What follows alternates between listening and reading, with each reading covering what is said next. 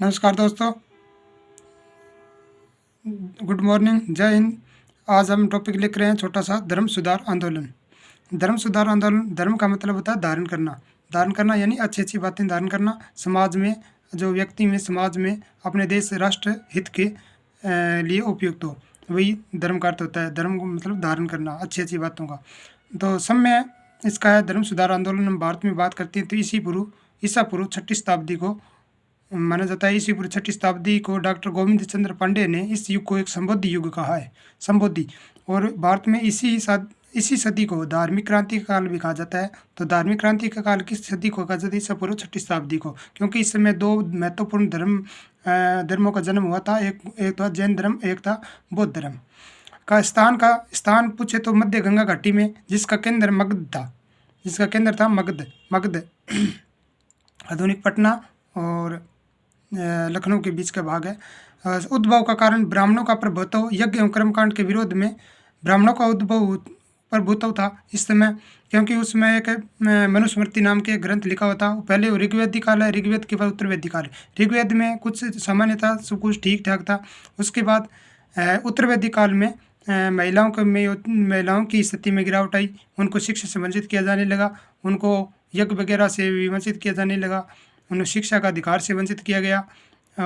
इस प्रकार से ब्राह्मणों का प्रभुत्व है जो ज़्यादा बढ़ गया। कर्मकांडों पर ज़्यादा विश्वास करने लगे। यज्ञ एवं कर्मकांड के विरोध में आंदोलन चला।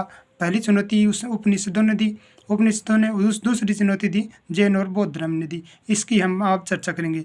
धर्म सुधार का गति देने वाला प्रेरक तत्व है वो लोहा था।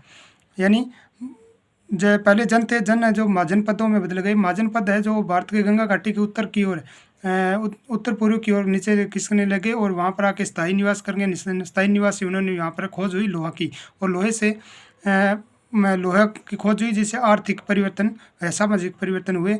आर्थिक परिवर्तन में लोहे के फाल का हल बनाया गया, जिससे जुताई संभव हुई तो उनमें जिससे कम श्रम से अधिक उत्पादन शुरू हो गया। इस प्रकार धर्म सुधार आंदोलन का प्रथम चरण स्टार्ट हुआ। अब बात करते हैं जैन धर्म की। जैन धर्म की पृष्ठभूमि में बात करते हैं तो जैन धर्म में कुल 24 तीर्थंकर हुए हैं। संस्थापक इसके प्रथम ऋषभदेव, आदिनाथ बोलते हैं जिनको, आदिनाथ मतलब प्रारंभ, इन्होंने किया। आदिनाथ वृषभदेव बोलते हैं, वृषभदेव। 22वें तीर्थंकर अष्टमी और 23वें तीर्थंकर है। इनके बारे में थोड़ी चर्चा कर लेते हैं। पार्श्वनाथ हुए हैं। पार्श्वनाथ का जन्म वाराणसी या काशी में हुआ था। काशी में हुआ। पिता का नाम अशोक सेन, ये काशी के राजा थे। ज्ञान प्राप्त इनको समेध पर्वत पर हुआ। समेध पर्वत पर ऐसा पूछते हैं पार्श्वनाथ का जन्म कहाँ हुआ, तो समेध पर्वत पर हुआ। जैन धर्म का उद्भव हुआ था उसमें भारत में चंद्रगुप्त मौर्य का शासन था। और चंद्रगुप्त मौर्य ने जैन धर्म अपनाया था। चंद्रगुप्त मौर्य के समय 12 साल का अकाल पड़ा तो स्थूलभद्र और भद्रबाहु दो व्यक्ति थे। एक नाम जैनाचार्य थे, ये बड़े।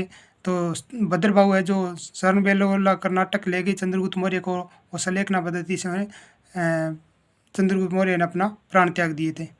और इधर फिर पीछे रह गए स्थूलभद्र के समय पहली जैन संगीति हुई। उसके बाद 6ठी शताब्दी में जैन संगीति हुई थी। मतलब दोनों संगीतियों के बीच में लगभग 1000 साल का अंतर है।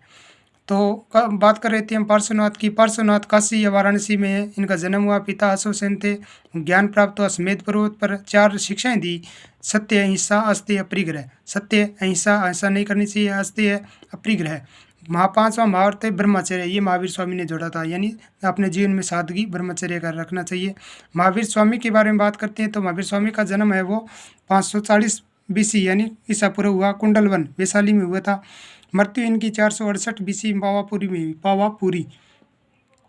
72 वर्ष की अवस्था में हुई। वहीं बात करते हैं गौतम बुद्ध की, तो गौतम बुद्ध की मृत्यु है वो 483 ईसा पूर्व में कुशीनगर में हुई थी। उनकी 80 वर्ष की अवस्था में मृत्यु हुई। बचपन का नाम महावीर स्वामी के वर्धमान। पिता का नाम सिद्धार्थ, क्षत्रिय कुल में थे। क्षत्रिय कुल में माता का नाम त्रिशला, चट्टक की बहन थी। ये ऋत्विक राजा चट्टक की बहन थी। पत्नी का नाम यशोदा था। पुत्री अनोजा या प्रियदर्शना। गृह त्याग 30 वर्ष की आयु में किया। और महावीर गौतम बुद्ध ने गृह त्याग 29 वर्ष की अवस्था में किया और 6 वर्ष बाद उनको ज्ञान प्राप्त हुआ। तो और इनको लगभग 12 वर्ष से बाद में ज्ञान प्राप्त हुआ, तो यानी इनको 42 वर्ष की अवस्था में ज्ञान प्राप्त हुआ महावीर स्वामी को। महावीर स्वामी ने 30 वर्ष की अवस्था में गृह त्याग किया। ज्ञान प्राप्ति जाम्बिक ग्राम में हुई थी, ये याद रखना है अपने को, परीक्षा में आता है। जाम्बिक ग्राम, साल वृक्ष, वृक्ष पूछे साल वृक्ष, उनको पूछे माँ गौतम बुद्ध को तो वट वृक्ष या पिंपल। यह ऋजुपालिका नदी है, ऋजुपालिका नदी के किनारे 12 वर्ष के पश्चात केवल यानी ज्ञान प्राप्त हुआ। जिन यानी महावीर स्वामी ये जो ज्ञान प्राप्त हुआ तो ये जिन कहलाए। जिन का मतलब होता है विजेता। विजेता यानी अपनी इंद्रियों को वश में कर लेना, अपनी इंद्रियों के ऊपर नियंत्रण पा लेना। अहर्त यानी योगी कहलाए। बंधन रहित, निग्रंथ यानी बंधन रहित कहलाए। महावीर का मतलब होता है साधना के प्रति समर्पित, अपने आप को। वहीं जैन धर्म के उपदेश शिक्षा के बारे में बात करते हैं तो प्रथम उपदेश राजगृह में दिया था। आपको ये भी याद रखना है कि गौतम बुद्ध ने प्रथम उपदेश कहाँ दिया, तो सारनाथ में दिया था। और प्रथम उपदेश महावीर स्वामी ने राजगृह में दिया। राजगृह उस समय मगध की राजधानी हुआ करती थी।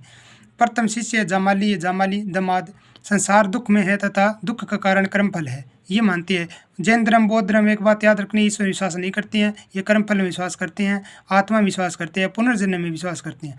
मुक्ति के लिए त्रिरत्न का मार्ग अपनाया था इन्होंने। त्रिरत्न कौन कौन से है? सम्यक दर्शन यानी सत्य में विश्वास करो, सम्यक ज्ञान वास्तविक ज्ञान, और सम्यक आचरण दुख और सुख में समान भाव। 5 महावर्त में अहिंसा को सर्वाधिक महत्व दिया गया। 5 महावर्त में अहिंसा आपको सर्वाधिक महत्व दिया गया। आत्मा, पुनर्जन्म, कर्म, मोक्ष, वर्ण में ये विश्वास करते थे। ये आपको भी इम्पोर्टेंट चीज़ याद रखनी है, प्रश्न आ जाता है। स्यादवाद ने एकांतवाद का भी संबंध हो जैन धर्म से है। तो ये था छोटा सा टॉपिक जैन धर्म। तो धर्मों के प्रति अपने को ज़्यादा लगाव वैसे नहीं करके अपने को परीक्षा की दृष्टि से पढ़ना है। कहते हैं कि क्या क्या बनाने आए थे, क्या क्या बना बैठे, कहीं बनाया मंदिर तो कहीं मस्जिद बना बैठे। अरे हमसे तो उस पक्षी की जात अच्छी, जो कभी इस मंदिर पे तो कभी उस मस्जिद पे जा बैठे। और हमारे लोग ऐसे धर्म करके लड़ते रहते हैं। जय हिंद, नमस्कार।